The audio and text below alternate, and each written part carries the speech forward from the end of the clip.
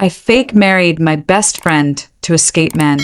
It started as a joke, something we laughed about late at night when life felt too heavy. But jokes have a strange way of sticking, especially when you're tired of fighting battles no one else can see. I was exhausted from the way men looked at me, the way family whispered about my future husband, the way every conversation seemed to end with the same question: when will you settle down? I didn't want to settle down. I wanted to breathe. I wanted to stop pretending I was okay with a life that never felt like mine. Every failed date, every uncomfortable touch, every moment of being unheard had built a wall inside me. And behind that wall was only one person I trusted, my best friend. She never pushed me. She never told me I was broken. She only listened, laughed with me, and let me be myself. So when she half joked, "What if we just married each other?" It was supposed to be funny. But my heart didn't laugh. It leapt. That night, I couldn't stop thinking about it. A fake marriage. A shield. A way out. Maybe the only way out. What I didn't know then was that this joke, this desperate plan to escape, would become the most real thing in my life. I used to think my life would always be a cycle of dodging questions and forcing smiles. Every family gathering turned into an interrogation. Every dinner table conversation drifting toward marriage as if it was the only measure of my worth. "When will you find a nice man?" they'd ask, like the problem was that I hadn't looked hard enough. Not that I had no desire to look at all. My aunt would lean forward with her sharp eyes, telling me I wasn't getting any younger. My cousins paraded their boyfriends like trophies, while I sat there rehearsing the same excuse. Too busy with work, not ready, maybe next year. Inside, though, it wasn't busyness or unreadiness. It was fear, it was exhaustion. It was knowing that the thought of being with a man felt like chains wrapping around my chest. No one cared to listen when I tried to explain. Men had always been a storm in my life. Dates were never soft or gentle, always heavy with expectations. I remembered one boy who told me, smiling as if he was offering me a gift, that he could change me, make me want him. Another who pressed too close, ignoring every time I pulled back. Each encounter left me feeling smaller, less human, as if my discomfort was invisible. Over time, I stopped trying altogether, because why hand over my heart to people who would only step on it to prove their power? But when you live in a world that refuses to see you unless you're standing beside a man, even silence becomes dangerous. My mother would sigh in disappointment. My father avoided the subject. But his silence was its own kind of weight.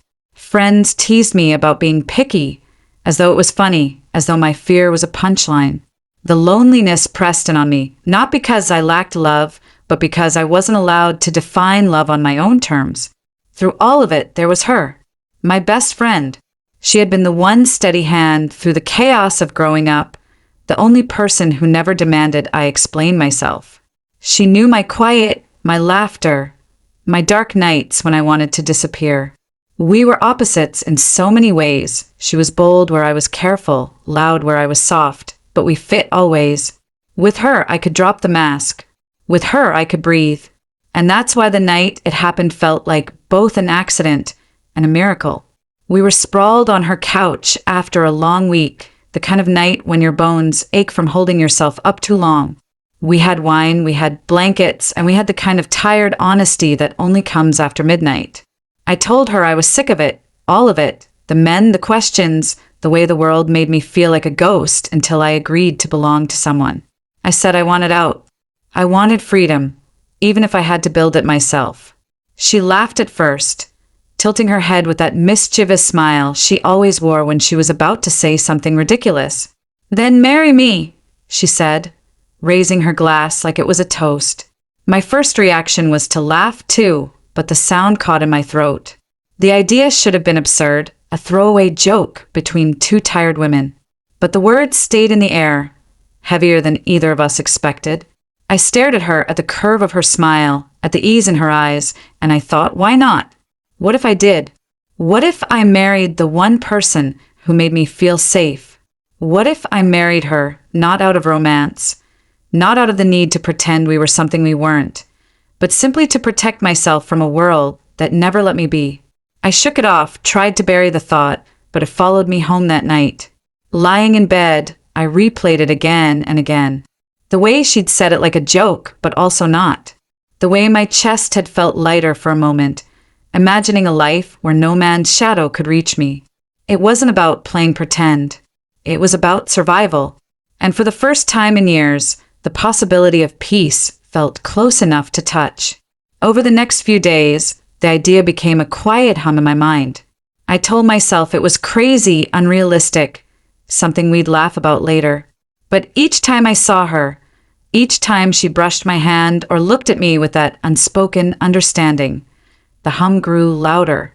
I started to imagine it, introducing her as my wife, not having to answer awkward questions at family dinners, walking through life with her by my side, shielded from the noise. The more I thought about it, the less it felt like running away, and the more it felt like choosing myself for the first time. Yet beneath all of that, a flicker of fear lingered. Because even if it was only fake, even if it was only for convenience, what if I wanted more?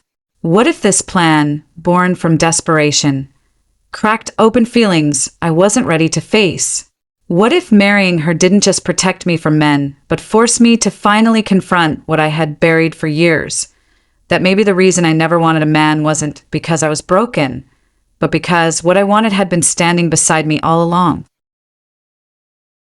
The idea refused to leave us alone. After that night, I caught myself replaying her words like a song stuck on repeat. "Marry me." She had said it with a laugh, but I remembered the way her eyes softened right after, as though some part of her knew she had spoken something bigger than a joke. Days later, I finally confessed that it had been circling my mind, and instead of brushing it off, she admitted the same. That was the first time the conversation turned serious, stretched long into the night as we sat cross-legged on her bedroom floor, both nervous and excited, like teenagers plotting something reckless. We talked about the pressures we were facing. I told her how my mother had cornered me that week with another suggestion about a nice boy who had a stable job and a respectable family. I could still hear my mother's disappointment when I rejected the idea, the way her voice cracked into silence as though I had embarrassed her by refusing to play my part. My best friend shook her head, her face full of sympathy, but also a flicker of anger on my behalf. She admitted her own family had been no kinder, pressuring her to settle down, to be normal, to stop wasting her youth. She hated that word, normal, spitting it out like poison. We understood each other's exhaustion in a way no one else could. That night, we sketched out the bones of our plan, not with pen and paper, but with words and nervous laughter. What if we told everyone we were engaged? What if we actually went through with a marriage, legal, public, untouchable? We listed the practicalities, things we had never imagined discussing with each other. Moving in together, sharing finances, making sure our stories lined up so no one could poke holes through them. There were moments where it still felt ridiculous, where we burst into laughter at how absurd it sounded. But then there were quieter moments when the room fell still, and I could feel how serious it really was. I could feel how much I wanted it to be real. I found myself imagining the freedom it could bring me.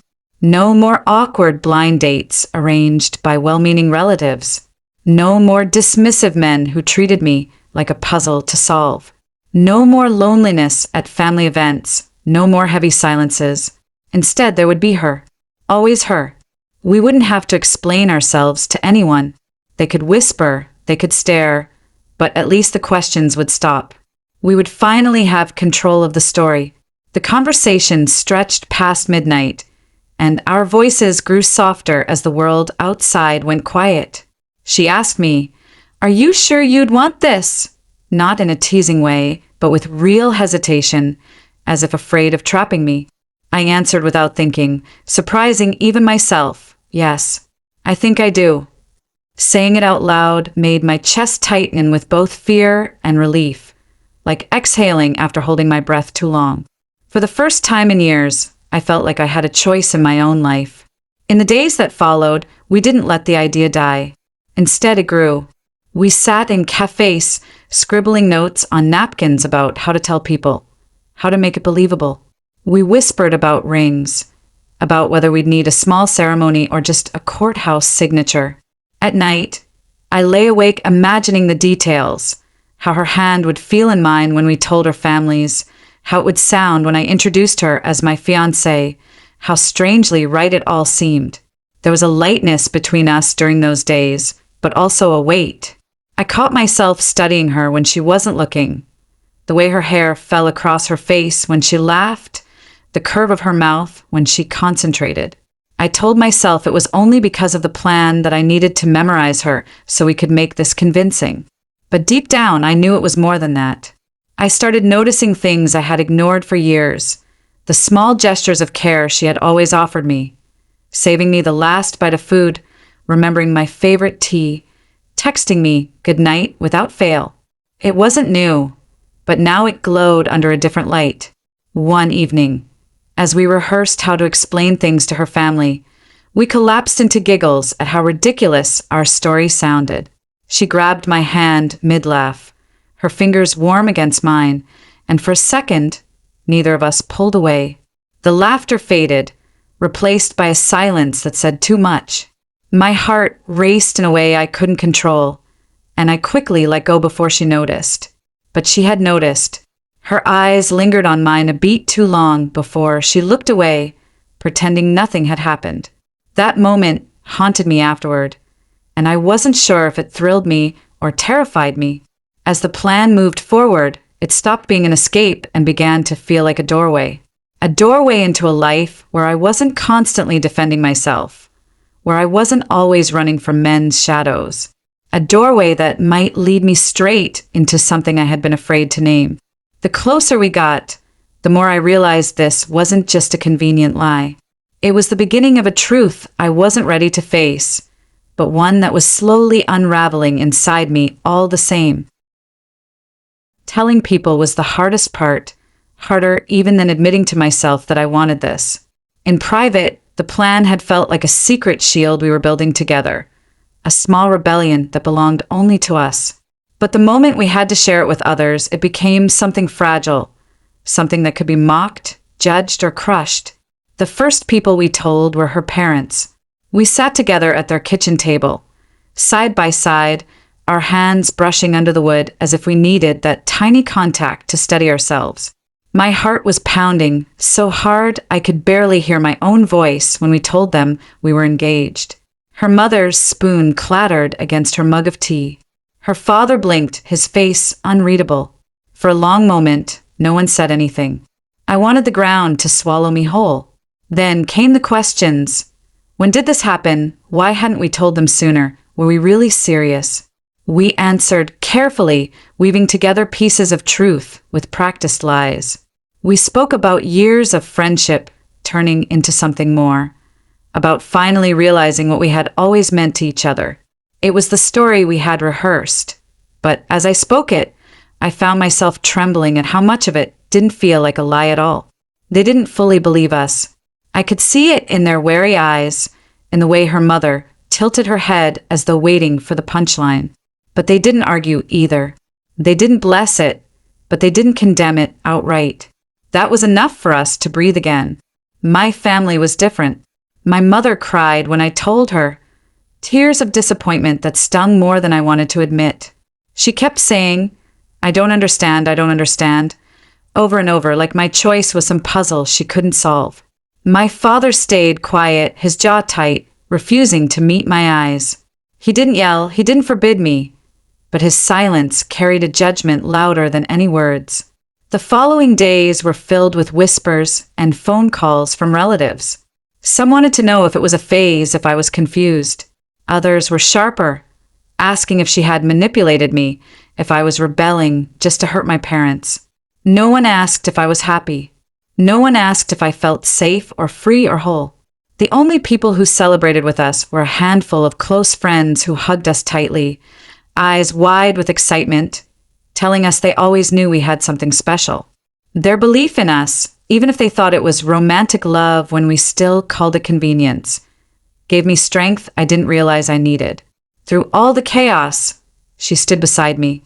Every phone call, every hard conversation, She was there, grounding me with a squeeze of my hand or a small smile across the room that reminded me we were in this together. When doubt crept in, when I lay awake at night wondering if we had made a mistake, her presence anchored me back to the reason we had started this at all.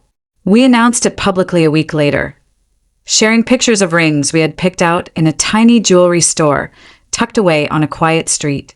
The rings weren't flashy, just simple bands that gleamed softly under the light. But slipping that ring onto her finger had made my chest ache in ways I wasn't prepared for. It was supposed to be a symbol for the world, proof of our story. Instead, it became a reminder for me of how right it felt to belong to her in some way. The engagement period was surreal. People treated us differently. Some with excitement, others with suspicion. Men who used to flirt with me suddenly backed away, their smiles faltering when they noticed the ring. The suffocating attention I had grown used to vanished almost overnight, and in its place was a silence that felt like freedom. I hadn't realized how heavy the constant gaze of men had been until it was gone. For the first time in my life, I felt invisible to them, and it was glorious. Yet, as much as it was supposed to be pretend, it began to feel painfully real in the quiet moments between us. Planning the wedding, we argued and laughed like any other couple, debating over flowers and music, even though neither of us truly cared about the details. At night, we would sit side by side, scrolling through lists of venues, sharing snacks and inside jokes. And in those moments, I couldn't tell where the performance ended and where my heart began to betray me. I noticed how her laughter lingered in my ears long after she was gone, how her touch stayed warm on my skin hours after she let go.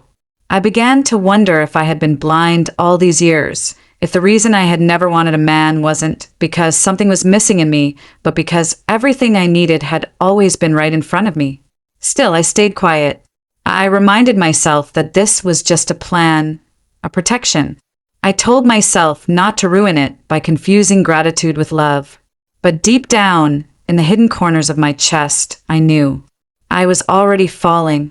And once you start falling, there is no easy way to stop. The wedding came faster than I expected, as if time itself had been pushing us toward that day. We told ourselves it would be small, just a handful of people, something simple enough to pass as real, but not so grand that it drew too much attention. Yet the night before, as I lay awake staring at the ceiling, my chest tightened with a strange mixture of nerves and longing. It was supposed to be pretend, just another step in our carefully constructed plan, but it didn't feel like pretend anymore. It felt like I was about to cross a line that would change me forever. The morning of the ceremony, I could hardly breathe. I watched her get ready in a small room, the sunlight catching strands of her hair and making them glow like fire. She wasn't wearing a traditional gown, just a soft dress that hugged her gently, but she looked breathtaking. I told myself to calm down, to remember this wasn't a love story, but my heart refused to listen. She caught me staring once and teased me, asking if I was nervous about becoming her wife. I laughed too quickly, hoping she wouldn't notice the way my cheeks burned. When it was time, we stood together in front of a few friends and family. Some looked on with skepticism, others with cautious warmth, but in that moment, none of them mattered. What mattered was her hand in mine, steady and warm, anchoring me when I thought my knees might give out. The officiant spoke words that were supposed to be formalities, but when I repeated them, they felt like confessions. I promised to stand by her, to care for her, to share my life with her. Every word slipped past my lips heavier than I expected, pressing into my heart as if it were the truth I had been waiting to admit all my life. When we exchanged rings, I thought I saw something flicker in her eyes. Not amusement, not pretense, but something deeper. Her fingers trembled just slightly as she slid the band onto my hand, and I knew she was feeling the same storm I was. The kiss was quick, almost shy, but the world seemed to blur for that split second. The air shifted between us, as though the universe itself had leaned closer to listen. After the ceremony, everyone congratulated us, hugging us, wishing us happiness. Their words washed over me like background noise. All I could think about was how my heart kept hammering whenever I looked at her, how the word wife suddenly felt too sweet, too intimate to be fake. That night, when we returned to our new shared apartment, the reality of it all hit me in waves. We were married. We lived together now. No matter what anyone else believed, we had tied ourselves to each other in ways that went beyond paperwork. The first days under one roof were a strange blend of ordinary and extraordinary. We argued about where to put the couch, about who got the bigger side of the closet, about how much space my books were taking up. But we also laughed until our stomachs hurt while trying to assemble furniture, and we stayed up late eating takeout on the floor because the dining table hadn't arrived yet. It wasn't perfect, but it felt alive. And for the first time in years, I felt like I belonged somewhere. I found myself noticing small, intimate details I had missed before. The way she hummed softly while cooking. The way she curled up with a blanket when she read, her hair falling into her face. The way she would check on me without saying anything. Just a glance that carried more care than any words could. Those details filled me with a warmth I couldn't name. A warmth I told myself I wasn't supposed to feel, but couldn't push away. One evening, as we sat side by side on the couch, a movie playing quietly in the background, she leaned her head against my shoulder without a word. It was casual, effortless, as if she had done it 100 times before. But my breath caught. I stayed still, afraid to move, afraid to reveal how much it meant to me. Her head fit there so perfectly, and for a moment, I allowed myself to imagine that this was real, that she was mine not just by convenience, but by choice. That night, when I went to bed, I lay awake replaying the feeling of her weight against me. But with that closeness came confusion. I couldn't tell where the plan ended and where reality began. Was she leaning on me because we were pretending to be married, or because she wanted to? Did her lingering glances mean anything, or was I imagining it? The uncertainty gnawed at me, but I didn't dare ask. I was too afraid of ruining what we had built, of shattering the fragile world we had created together. Still, the question pressed heavier each day. Was this marriage truly fake, or had we unknowingly stepped into something neither of us had words for yet? And in the quiet hours of the night, when the city slept and only the sound of her soft breathing filled the apartment, I knew the truth. I was already hers, long before I dared to admit it. The whispers began almost immediately after the wedding. At first, they were faint, easy to ignore, the kind of murmurs you catch only when people think you're not listening. But slowly, they grew louder, bolder, slipping into conversations at family dinners, echoing in the spaces between polite smiles. Some people were openly curious, asking questions with forced cheerfulness that barely concealed their disbelief. So, when did you two realize you were more than friends? Are you sure this isn't too sudden? Others were less kind, lowering their voices, but not enough to hide their judgment. It's probably just a phase. She'll regret this. They're playing pretend. Every word pressed against me like a bruise. We leaned on each other through it, often without speaking. A shared glance across a crowded room was enough. A squeeze of her hand reminding me that we were in this together. But in the privacy of our apartment, the weight of it sometimes cracked open.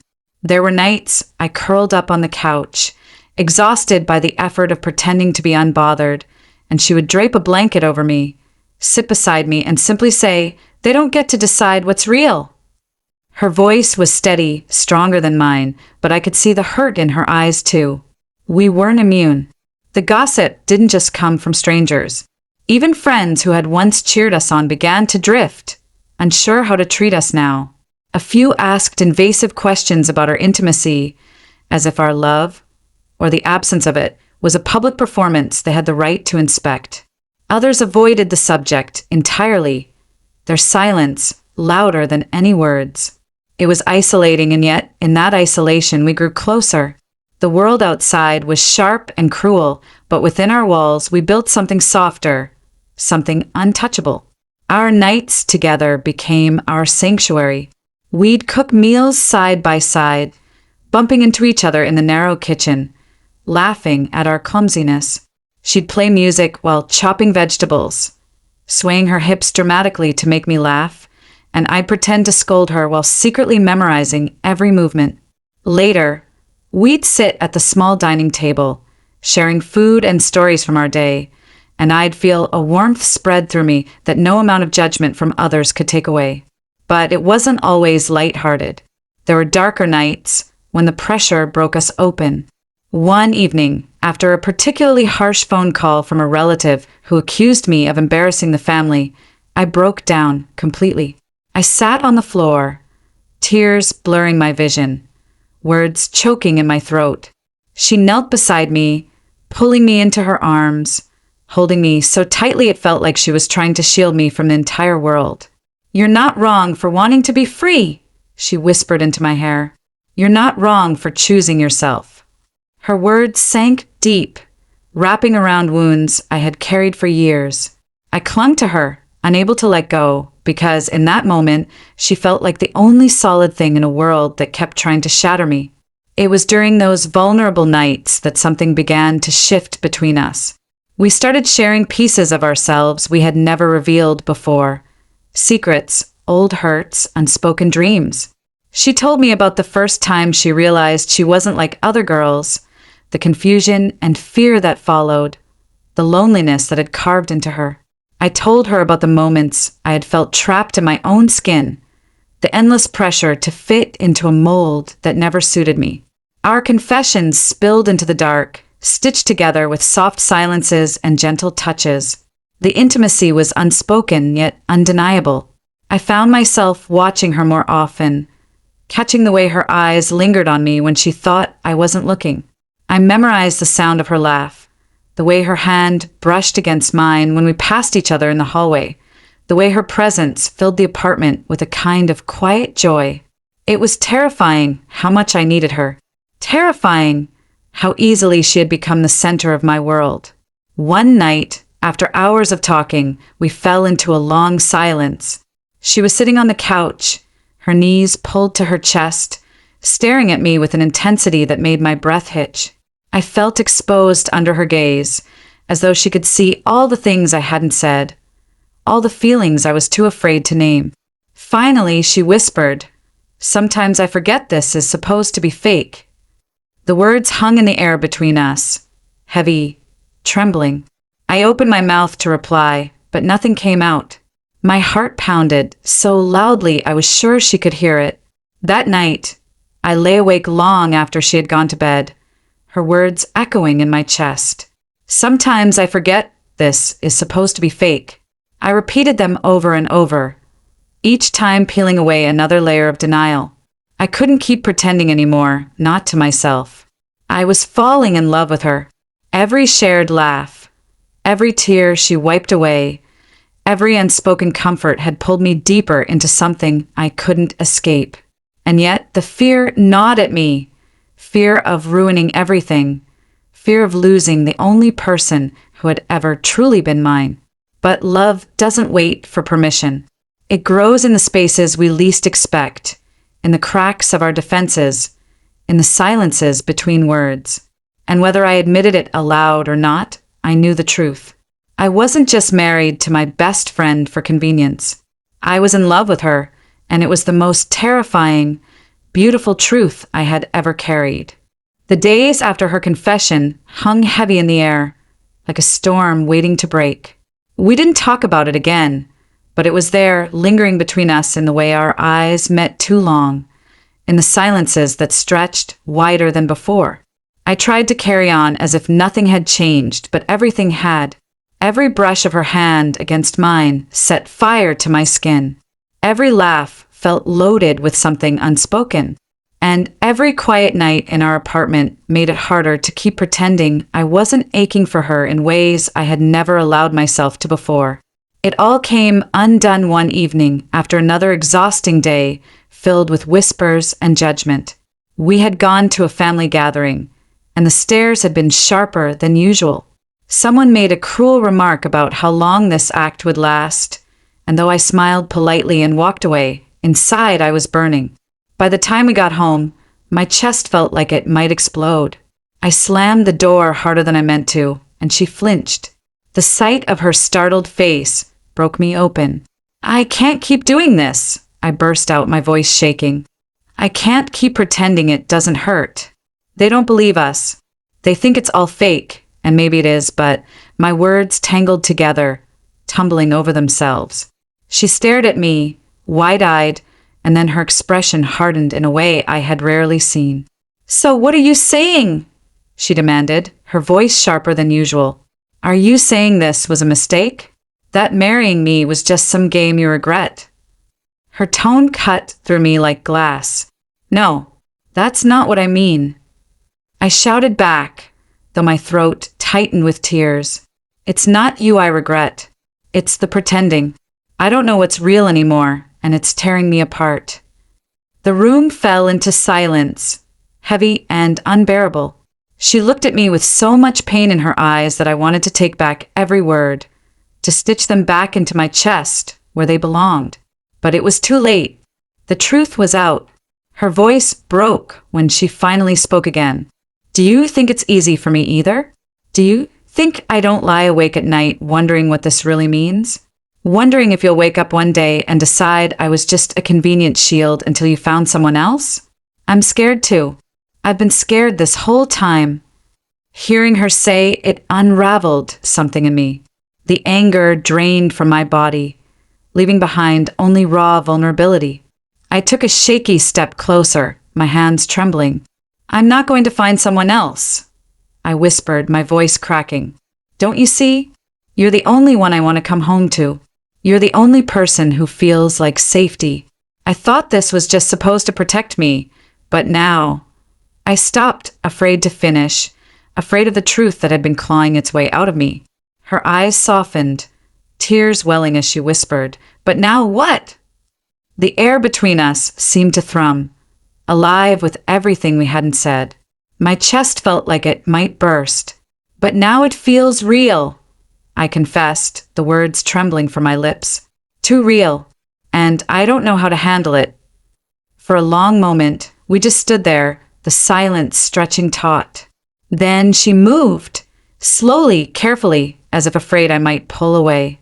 She stepped close enough that I could feel the heat of her body, close enough that her breath brushed against my skin. "I forget it's fake too," she admitted, her voice barely more than a whisper. I don't remember which of us closed the distance. One moment, we were staring at each other, hearts pounding in sync, and the next, her lips were on mine. It was soft at first, almost hesitant, as if testing the waters of something dangerous and sacred. But the second I melted into her, it deepened. My hands tangled in her hair. Hers gripped my waist, pulling me closer as though she had been starving for this as much as I had. The kiss was everything I hadn't known I was craving, gentle and desperate all at once, filled with years of unspoken longing. My body trembled, not from fear, but from the overwhelming rush of relief. Relief that I didn't have to pretend anymore, not with her. Relief that she wanted this too. When we finally pulled apart, our foreheads rested against each other's, our breaths shaky and uneven. She laughed softly, though tears glistened in her eyes. "So much for fake," she murmured, her voice breaking. I laughed too, a broken, trembling sound that carried more truth than I had ever spoken before. "I don't want it to be fake anymore," I admitted. "Not with you. Never with you." That night, we didn't try to define it, didn't try to label what we had just crossed into. Instead, we curled into each other on the couch, tangled together as though letting go would undo everything. And for the first time since this whole plan had begun, I didn't feel like I was running away from something. I felt like I was running toward her, toward us, toward the life I had secretly wanted all along. The morning after our first kiss felt different, even though the apartment looked the same. The dishes were still stacked unevenly in the sink, her shoes were still tossed by the door, the faint smell of coffee still drifted from the kitchen. But between us, everything had shifted. When I woke up, she was already in the living room, curled on the couch with a blanket, staring out the window as the sunlight poured in. For a moment, I just watched her, my chest tightening with something both terrifying and beautiful. We had crossed a line, and there was no going back. I walked in quietly, and when she turned to look at me, her eyes softened. She didn't say anything at first, but she made room for me beside her. I sat down, careful, as though any sudden movement might shatter the fragile thing we had just discovered. She tucked the blanket around both of us, and the warmth of her body against mine settled something inside me I hadn't realized was restless. For a long time, we just sat there, breathing in sync, neither of us daring to break the silence. It wasn't awkward. It was heavy with everything we didn't yet know how to say. As the days passed, we began to navigate this new layer of us carefully, tenderly. We didn't announce anything, didn't suddenly change the way we acted in public, but in private, small gestures began to carry more weight. She would reach for my hand while we watched television, her thumb brushing lightly over my skin in a way that made my heart flutter. I started cooking breakfast more often, just so I could see her sleepy smile when she wandered into the kitchen, hair messy, eyes still half closed. We lingered longer in each other's company, as though every moment together was something precious we couldn't waste. But with the sweetness came fear. We didn't know how to talk about what we were becoming. Every time I thought about asking her what this meant, my chest tightened with dread. What if she said it was just a mistake? What if she said it was nothing more than the heat of the moment? What if admitting how much I wanted her ruined everything we had built? And yet, the more I tried to bury those fears, the more obvious my feelings became. They seeped out in the way I looked at her, in the way I memorized the shape of her smile, in the way my body leaned unconsciously toward hers. She seemed to be wrestling with the same storm. I caught her staring at me when she thought I wasn't paying attention. Sometimes her hand would hover just inches from mine, trembling, as though she was debating whether to close the gap. Other times, she'd pull away too quickly, almost as if afraid of what her own heart was giving away. It was both thrilling and torturous to live in this fragile in-between, where love was blooming, but neither of us had the courage to name it aloud. One evening, after a long day filled with more gossip and judgment from people who still doubted us, we came home drained. I kicked off my shoes and collapsed on the couch, covering my face with my hands. She sat down beside me, not speaking, just slipping her hand over mine to pull it away from my face.